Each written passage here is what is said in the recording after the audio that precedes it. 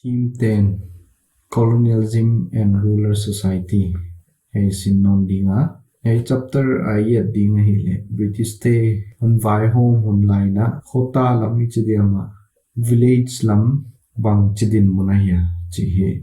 Ai kile vai home now na khota lam bang chitana effect khai ya chi he. Chapter kha India kisa he. Amasai the dinga permanent settlement chi of zamindari system. Here 1793 sangkat jasagi sompwale tumina Lord Cornwallis in the Napatia Thaya. Here British Solkalina sumtam se India ki panalai suat na dingina yang patia tu he. Here enleng British Solkaloma wana toa hi lona sem tu tema akala zamindars. British te to peasants ke kala kha amao wai ziangma lengi zamindari system ki che amao hi British te ading ina lona sem te ki panina revenue kai khomina bang zaya ma retain ki nuna tamzo hi British te ke nga submit mai yai in hi khota lam tu kusai ki le lona sem te tu kisai effect lian tan nge hi te hi abana in to le thei mai dinga Bengal and the Jamindars khatna hi case study khatuma sangkha jasagi som kwalesagi na Jamindars te agamu tampi tak zuwa kinoma hi azia ka hi le British te kyanga revenue apiak zolo uzia ku aya hoize kina agamu auction ina zuwa sakinoma hi pai khom alainuam tampi takong pai khom ina sang highest bidder khatina ken hiai zain kalidi khatin hoi asang zo ina icha sang to ina asang pen khuta hi hiai auction estate te hi swakhiatin omze la hi himala thilam dang ma khatai le ya ali jong pai khom te hi hiai raja sidia man jamindars waya gam nei tu te zuak sakam te swak le salte khong ai kil agent te khong hi I think apu pawa dia le kik sakun uchina cycle ina paito ina amao agam zuak sakam hilele amawa hi tho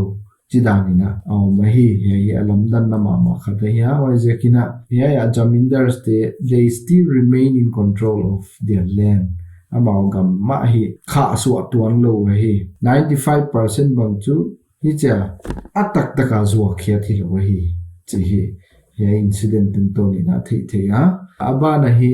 permanent settlement 1793 ak introduce kitina bang chibun naksan na jamindars te na tuwa ko chi ne hi akhan na hi yai permanent settlement again tak sama mangina hi a feature poimo ma khate le the revenue was fixed permanently hai chi tampiang hun inleng tompiang hun inleng apiak zangi mo piak di mo wana yai revenue settlement hi strict ma hi chi hi itheinon dinga one feature da hi le Bengal province hi introduce here hi British te na crisis ai kele kial khong ai kele mangya maksana atu te ai kele sumle paina sen na te khong mu ki na de kha mung pat khia tu hi ya jamindars te problems kha na hi le a revenue kha fix ahi lowai chi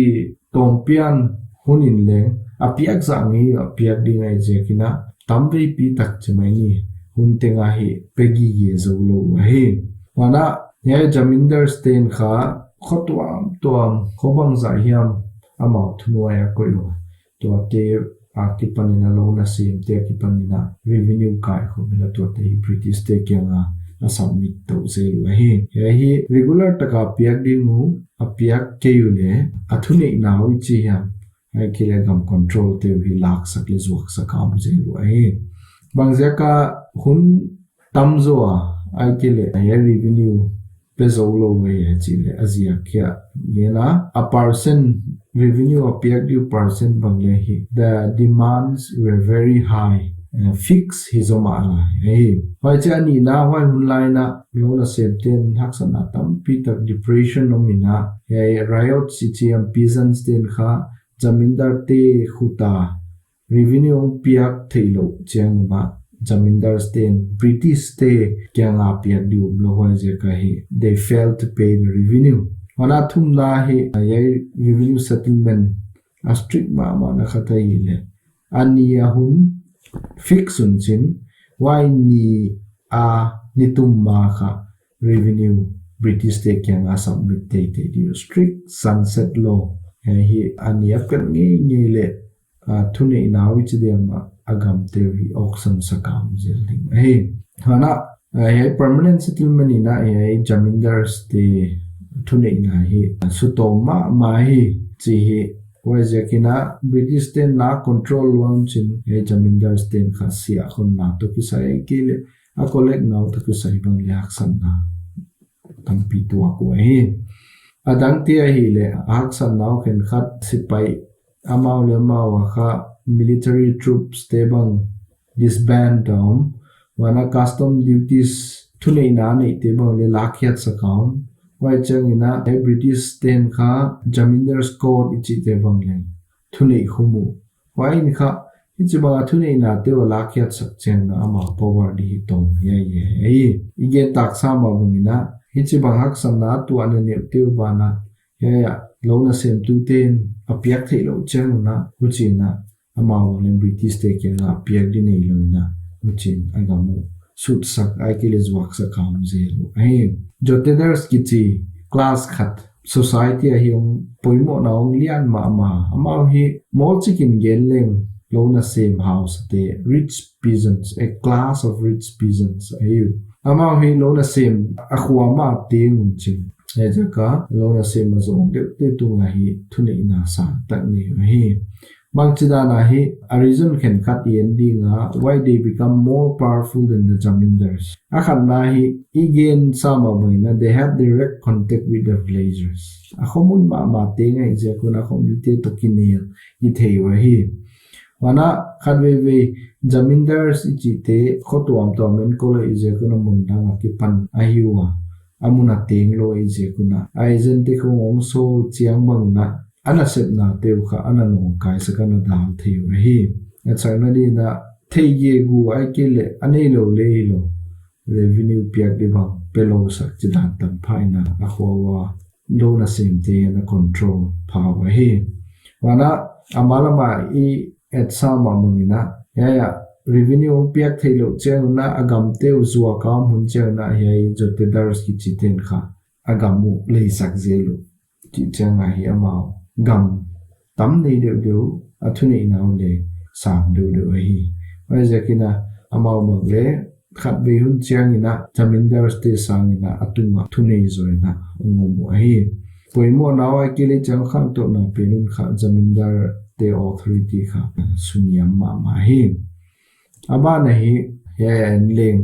achiang mai dinga sang pe na hi British company British vai home to te ma noya jamindars mana riots chibang peasant city te peasants te laka bangleng a rich peasant hede ha jotedars ahiwa atang pena sumdong te ai kele mi sum leitoi sakte money lenders te tang piwa hi aniam pena hi under riots ki chima te poor cultivators te hi aile jamindars yai gam nei tu ten kha khatwe amao gam chu sak zuak sak ai ke British ten tax khong yai ten piak thailo hunwa khi agamu zuak sak lak sakam hunwa le hi agam retain thailayu bangchida nei di ye hi chalak tak ai ke le pilsiam takina ahi theina lidanu alampi te ngai tua khatnai le fix se la kichia kin taka nu mei te khuta kha agamu amin pen transfer chin hai apaida nahi numeite mina gamom chu lak sak thilo je kana ma gam chan din muna mole kin taka hi agamu ama mila ki pan insunga anu teu hi ama ji teu numei mina hi ana khe ku chain sidiam transfer to women how chile hi chan lo hi adan te hi le device tang ai kile waste tang azatu hi le mundanga kipan outsiders te na gamon le cheng wa kha ki le sak lo chi de ma ana hol khia ai ke le chiang to na panga hi cha ana no khia ana hi boy om cheng khi khaten le nom lo na ma khuta to ki no ai hey India the fifth report ki chi he British Parliament British vai home to the India chi he company is English East India Company 1600 ki establish ki put here kha ek kolahia hey company khat private company khatin kha India ki vai home na sumle pai sumdo na to ki sai kha et kol ve ka ya hey company kha East India Company ki chi hi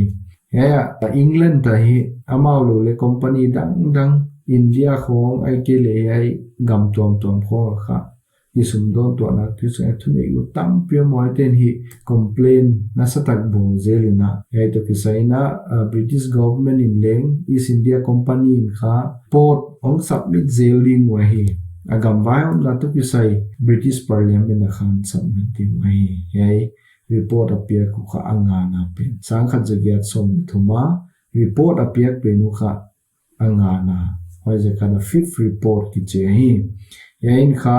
administration vai now to ki sai atang pina petition debang report aikile statistical data notes le thil lai poi mo to te hi abu ka bolina asubmit je hi ichima bangina nis parliament government parliament hi debate am je lai vai hom now to ki sai khin khat bangin kha yaite ne gu aikile diktal lo hi sumtam pi bi mu wana government tom chik kong pia chidani na complain tampi ta khunu ta abi ke na private traders industrialists te bang na ma leng hi che bang chance mulowai je ke na complain bong je na wa ekha report appear ding chi hi asol ka lamin ne he company khuda angya ahe ana ai fifth report thi ai toki dai dan a hi hi poimo ma hi ei asin tu te ding ina theina tam piung be la pa bi kina British ten bang chivai ho mo ya awai ho Patnao Bengal province bang hi bang chida vai ho mo political economic akila social administration tang pi te hi ye pansanina aki thei ai to ani na hi avanjat pansanuna nampoi mo ma ni te yendinga he te le Parius and the Santals avanjatu hiya he kha Jharkhand state akipanina Rasmal Hills ateng tu aikele lokai Bluff he avanjat pansanuna ye jangte hi le Santals akichia he tu jangte le Parius kichia hi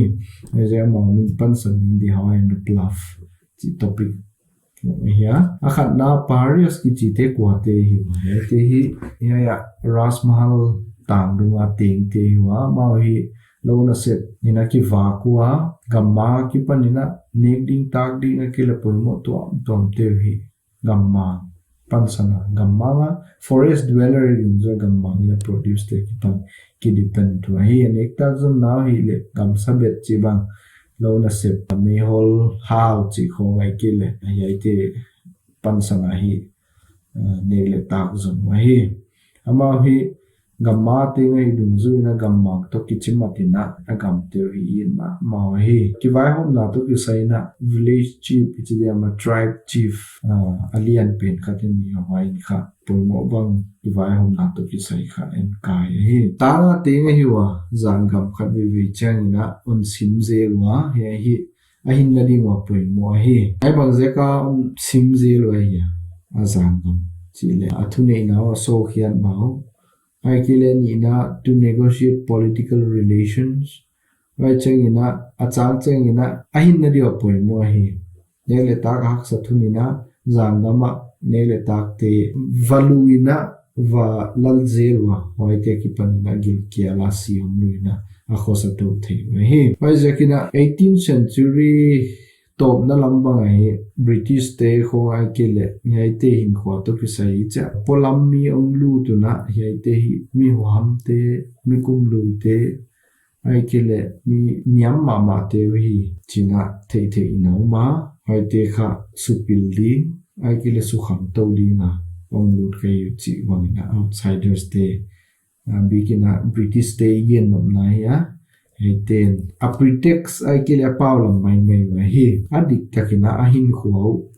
ai ke le livelihood to interfere ke le na subwai phoban ma hi midang outsiders teung pai na bang chidani na nauma bang reaction sane wai chi le akhat na hi plain ama na lu sek ana sim sek penu kha hi munzo ne le ta kai ke le van jat te khong bang hi ala zelwa wana british ten hi yaite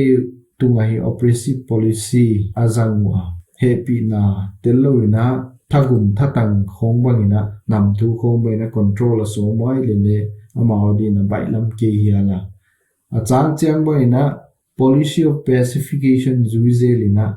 aw sate aikile chief te athunei tu te control nobje kuna allowance bang peding china azol zel wai le lo ching tuang ke hi te hi midang te agamwa aikile aten na munong lu thuna alungunuam hetlo ke le na muan mo na lian tak to nai nuwa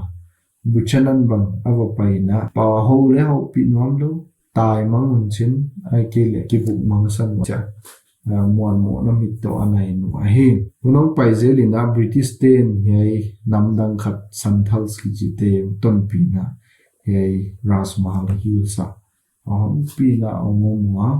wai kipanina it become a battle between the Hoi and the Bluff Hoi chi chena parias te lona set na to kisaya van jatuya Bluff chi chena santhals te lona set na to kisaya avan jatu a hi aile ngay dot na pui mo khat a hi le santhals te british te zolna ong payu ina bang chibang ina paharias te anom sa te on I effect phabal chi le khat na hi they withdraw deeper hi kibude de outside interference china why bana ani na hi anele tangzon now nak pi taka hi subboy kha ka ma hi agam te hi santhal te gam che suai nauma wana ahin kwa nidang kho nga hin kwa na zat dan te leng hi bul kalina suksiatina awmu ahi wajakina maading na hin kwa ai ne le tangzun na lona septo bisai hi hak sadu de wahi hi british te zia kahia amao athu zolo zia kuna hi santhal te hi rasmahal hills ang ton pi wahi aga momdan yaida na hiya limla ki panina le thedinga santhals ki chi Bluff yaite hi adikta koyang ki panmiam chile Nepal waya ki panina India Bengal Bihar Orissa chite khamteng sukina adikta kina they are indigenous tribe of Nepal and some part of India bang chidana hi Rasmahal Hills ang paiwi Chile. Asiang sit again, they were invited by the British. British ten azoluahi. Then I taglan mamuna. British ten parias te tu zolo control zolo we changa control te na diwa. Yaite van zatang zamahi. Yaite chu they were not turbulent. Again haklo we parias te dan again haklo control observahi. Mana yai sometimes te ka they were ready to clear a forest. Gamma mang le sing le lo te bang le sat ta nai cha till cultivation dang hi the din khaman sam che ko he. The mani ko chi chena land of the Santhal Pargana he. The area which was declared as the land of the Santhal. He Santhal British state chial te hi munang tingwa they practice Bluff cultivation. Not shifting cultivation. Various data na hi tu to ting tang lo na se mi lam chin. Tu lo zang lo te bola hi ang khosa wa hi. So they become a settled peasants. Agamu hi demarcation bolina boundary pillars kong putina. Kipanina avak te hi zekuna like nomadic tribe coming from Nepal and shifting from around Bengal, Bihar and Orissa. Rasmahal Hills on Tunchena, Maban, Kalswan Nolona, their journey come to an end in this place. Akhanto danoi le kum sangkha jagyat som tagyatina khosom li khong le kumbang zayam painuna khosang le zali le som sagi takinang khangwa chinang pu hatu ai ai dan hi ten na dan wa khasan na dan wa hiya Santhal revolt bang ziaka hi wakianga bang chidana ki phinwa hi chile hi kwadang kyang hi loina British te kyang mai amao zol tu te kyang hi ki phinna revolt ong panwa hi bang ziakam ki panai chile khatna hi permanent settlement dum mai gen saunon ki dinga land revenue settlement jakina Santhal state le gamte hyong tan wa jamindars British te khudzaten kha Santhal state to revenue they collect arbitrarily thagum thatangina revenue tem kai khomwa wana outsiders dikus outsider chite chu British te jamindars police revenue collectors court chite Aiten kha extortion, extraction, violent tyrannies chite hi Santhal tung hi on hi cheng na amauleng hi theishal na kipin na hi te jekin on ni ai the Santhal movement history hi tribe movement poimo mama te la ka khat aya alum kim lo na tuam te ziakuna the Santhal revolt of 1855-56 chi ang kipan hi Sidhu Kanu Chan Bhairab chite hi amakai tang pite wa hiya te makai nanwa ya British te tuang ki phinwa amasai na police British police inspector chi bangai kele police dang tele July 7 1855 in thatta uchina also sang ma mawa mun tuam ba le hi British te suam michi hiam attack bolina hi china Santhal revolt hi mun tuama ongki the dala British ten hi thagum thatangina yai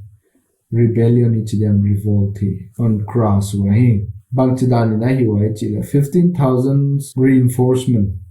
ong paina ten hi Santhal te ban ka pichidiama a leader te bangu Sidhu Kanu Chan Bhairab chite bang kablum manina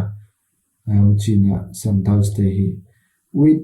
by only the military strength with a heavy hand the British could successfully cross the rebellion.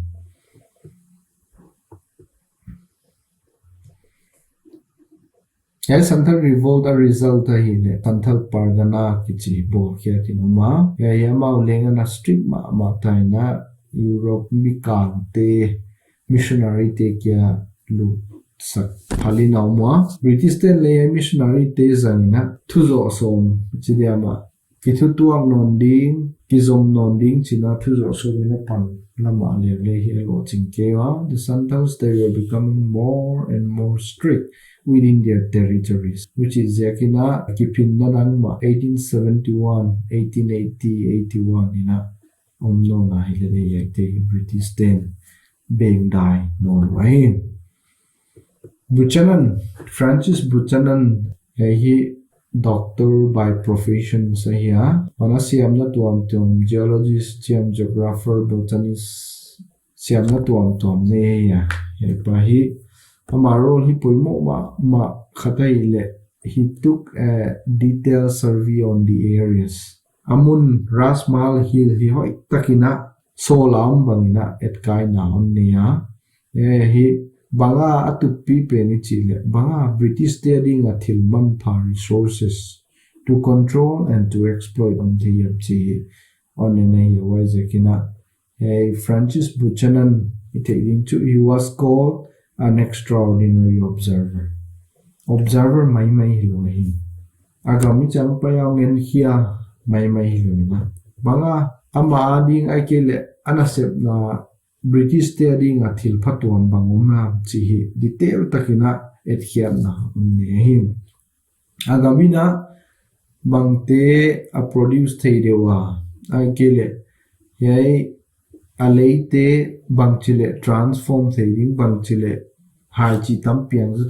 how we can be more productive bang hai-chi jingleng tam se mapiang thei dia chi te khong detail takinon hiya aman hi nya ya ana ting sa te chane dia parias chi te bang hin dan te hi hoi saloina hei sing te lo te phu kya ta he ki panina hai chi pian the na di na lo lian pi bolin uchin swa zo len man phazu de hi chi hi again ama pai pi dam ai Zekina British te vanja thoi ta vision nei ta wana he was critical about the lifestyle of the forest dweller wai chena British sarkara di azen poimoya ama kia hilwai ama zuina mi tampi mi hun kop tak ton pi na hi rasma hilwai takina sarvi abo wai a topic tom na di na Deccan Revolt chia hei bangchidanam piang the chi le azia a causes te and sublen he lakhi permanent settlement ithea ya hi Bengal province ki introduce a here they don't extend beyond Bengal province azia tu top na la hi British te adina man phalono lo income tam piak be no kholo izeka it doesn't favor the interests of the British. David Ricardo ngaidan pansanina ya Bombay Deccan area sahi revenue settlement tha riot worry settlement hi panhiawa ya hi permanent settlement banglo na revenue pen fix low ana riots team in that they revenue kha a middleman permanent settlement dana hi jamindar siam se lunchin direct ka hello na same te kya nga hi ki collect a he yai riot worry settlement le hi revenue settlement khat ki bat na tam pian nei thowa hi a revenue le sang ve thowa ya a riot ste bang piak thailo hununa British ten thei siam nai kilam ngai dam na ni luina thagum thatang bangina ane alam te khong lak sakse ko hi wajekina they collect revenue exorbitantly ya hunlaina lona semte ani rahak sama ma 1832 ina kial te tumina gante mi hingte tampi tak bang sina tua kina ya kial jakina haksan na tampi tu lele vai home to British ten India ya muna lona sem lobo te thei siam tuan loina a collect dan ngei mau na collect tho a hem ya revenue a piak ding sum on nei lo chena ta na di dang nei lo na ya sum pung hom te chidam money lender sahukar te khuda ki panina interest tam pi laina waite pansanina revenue on pezelu a hem ya ame pinan leng ye Bengal province lakhi permanent settlement ki zatna ya wana Bombay Deccan tuang ki introduce tak pen riot worry settlement ya area hi kizang ai ya pai swak zolen American Civil War 1861 akipanina 65 tam slave question ina America hi tualga ongoma Civil War North le South America ki domina hei til au maina America te ai le England da raw cotton supplier poimo pen se thum swa se li swa se thum 3/4 bang hi a supply to a hiwa le chi bang ki dona onne chianguna amao ya tual galong piang chena ya ekipana kha ya England da raw cotton ya industry tom te ki pan tai ben to ate puan khong bol na dia kha cotton raw cotton attack sap te kha atam zo thamian ki pan ya le civil war om changina ama ki dowa boy je kuna lona sem theino dal ne yang supply thekewa ya England gamin kha mundang dan zonga waya hi India mun poimo tak ong suwa kai during the American Civil War India turns to be the main supplier of cotton India hi cotton he industry te loi feed na dinga raw material supply poimo pen ong suwa kai hi impact of American Civil War wai jakina ya Bombay port kho hi ya aluminium le bales and bales of cotton ya te hi England gama thondi mansam ai hoi jakina American Civil War sungina India hi cotton boom tunga hi gamza pi patte cotton cultivation nina Sahukar stable ina sumle pai poi modern te lo na pi na china unbang khatiwa Himale 1865 in American Civil War on Beya China America ten le cultivation on panno ni na wai ni na India poi mo na kiam deu dewa wai chiang ina haksan na yai Bombay Deccan areas riots aikile peasants te hi haksan na menlo atua ko hi aziak chu yayun lai ko alo na lak te la dip hun amawla huchidan adit na diu nei lo mana government la makipan la revenue piak ngai wai bang pung zama la uchi ko kalai hak sanau be elopin wai je kai dena yen Deccan revolt on piak ngai yai money lenders Sahukar stable in le ya tak ya they charge 2000 as interest on a loan of rupees 100 zakat alak na wa kha sang ni mga interest ita ai they are not following the general norms wai jakina yai riots ten kha diglo na experience they have experience of injustice from the British as well as from the money lenders hak sanau to te unki belab zelina May sangkhat jagya somsagi le ngaina revolt supa Pune kile Pune district ang kipana amao yang pat nawahi adiman wahi le yai Sahukar tenka they have to hand over the account books and debt book abat gel na te khong bu te khong abat bu te khong kha on pia kyak ding chichu adiglo takahi yai sum pung hom ten le hi riots te khuta tunga hi diglo taka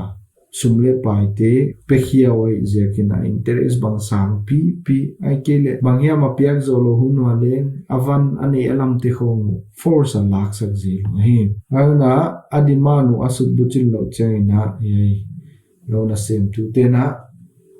sumpung hom te vasualina ainte u hal sakina kile abat bugel na te khong hal sakina china kipinna aikele yai revolt on where China mundam tom Ahmedabad chi khong ke mukia te khong ban le kham pe to na long na theluna the Sahukars they fled the village leaving their properties and wealth behind and they come back with the police te British te ma va beli na to pang khom na they took long time in quelling the revolt ei sumbit na dina unso pi Unsuharu ahi yai Deccan revolt a result ai lekhan nahi British government they established Deccan riots commission khan on pan khiwa and this commission has to submit a report to the British parliament ajakina yai report abo commission report pen kha yai revolt study na dia kha poimo source point ma kha suwa ai Manani Nadina Agriculturist Relief Act 1879 but Hiatinoma Yay Bangle Lona Sem to Teddy Mahi Hampana Chikatahi Mana Pipena Abul Pipeni British government Nahi Amount Tubol Zia Amount Till Hiziakahi Hitzibang Lona Sem to Te Mitwa Tom Effect Abika Jamindar Stable Nehi Mana money lenders Sahukar si chite bang India mi mailele amao apathilona British te kipa revenue sang PPI ki tax collect dan pansan kha avai home na tewi it was purely oppressive in nature to the Indian peasants actually to the Indian people Deccan revolt actually Deccan riots pansan hi akitak lang the mu the ai the hobdi atom na pendi na official source tom commission reports chi hian fifth report ichi yang aikele British government company to kisaya kha source to mina mukte pansana kha hi chapter bangle tampi tak sim the yaw ma hiya hilele historians te ni the new chu hi buching lo hi official reports te kha there was partial description of the actual situation king na tam ching lo hi partiality of hi official sources him kha official viewpoints akipanong lakia is yakina it is not the overall viewpoint mipite aikele India te viewpoints bangle tel khalo hi yakina ma government bangle favor the wa directly or indirectly officer source him kha bukim lo kinga na tham aikele yaipan sani le chu it was purely a biased report. Isim nale, we should be careful in using official sources in reconstructing the history. History isim na te ba lehi ipilvan na dikhat ithek dia poimo. I think colonialism in the countryside theme kipat akil chapter kipat isim the